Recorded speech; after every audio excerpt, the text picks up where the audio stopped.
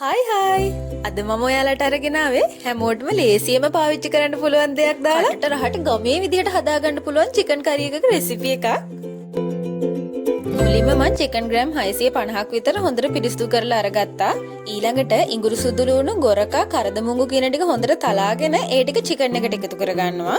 මම කියවනේ මේකට හැමෝටම ලේසියෙන් හොයාගන්න පුළුවන් දෙයක් එකතු කරනවා කියලා. ඒ තමයි කළුකුඩු. කළුකුඩු එකතු කරාම චිකන් එක මාරම රසක් එනවා. කළුකුඩු තේ හැඳි දෙකක් එකතු කරගන්නවා. කළුකුඩු ගෙදරම හදාගන්න හැටි දැනගන්න කැමති නම් පහලින් කමෙන්ට් එකක් දාන්න. මම ඉස්සරහට වීඩියෝස් වලින් අරගෙන එන්නම්කෝ. ඊළඟට කහකුඩු තේ හැඳි කාලයි ගම්මිරිස් කුඩු තේ හැඳි භාගෙකුයි ලුණු කුඩු තේ හැඳකුයි එකතු කරගන්නවා.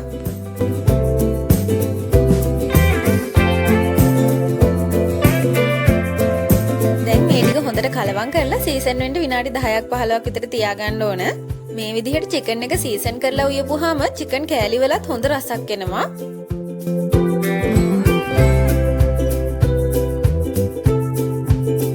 චිකන් එක සීසන් වෙලා ඉවර වුණාම මම උයා ගන්න භාජනයක් ලිපේ තියෙනවා. දැන් පොල් තෙල් මේස් හැඳි 2කමාරක් දාලා තෙල් එක රත් වුණාම කපාගත්ත බීලුණු ගෙඩියකින් භාගයක් එකතු කරනවා.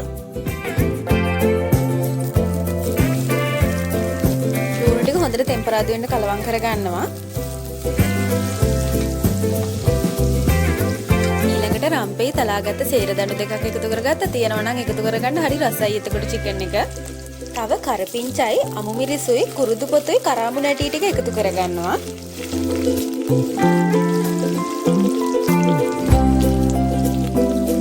දැන් මේ දේවල් ටික හොඳට කලවම් කරගන්න ඕන. මේ දේවල් ටෙම්පරාදු වුණාම චිකන් කරි එකේ හොඳ සුවඳක් එකතු කරගන්න පුළුවන්. උළුහල් දාගන්නවා.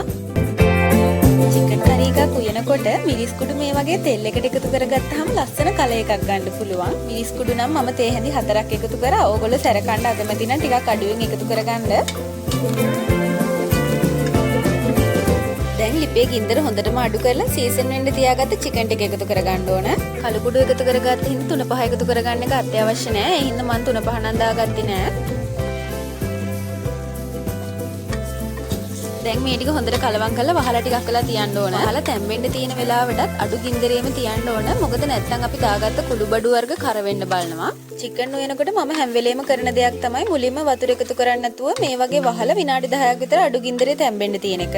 එහෙම කරාම චිකන් එක මාරුම විදිහට රස වැඩි කරගන්න පුළුවන්. විනාඩි 10කට විතර පස්සේ මේ වගේ හොඳ ග්‍රේවි එකක් හැදිලා තියෙනවා.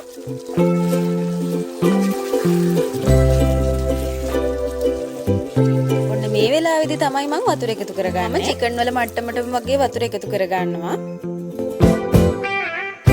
දැන් මේ ටික හොඳට කලවම් කරලා ගින්දර සාමාන්‍ය ගානට වැඩි කරලා හොඳට ඉදෙන්න දෙන්න ඕන.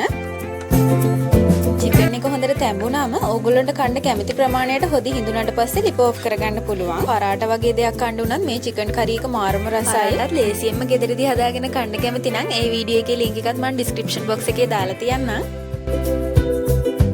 ඔය විදිහට තමයි මම කටට රහට චිකන් කරි එකක් හදාගන්නේ. ඔයාලත් ආයේ චිකන් වෙනකොට මේ විදිහට try කරලා බලන්නකෝ. මේ වීඩියෝ එකට like කරලා comment එකකුත් දාලා අපේ channel එකත් subscribe කරගෙන යන්න. ආයෙත් මේ වගේ recipe එකකින් හම්බෙමු. එතකන් ඔයාලට සුබ දවසක්.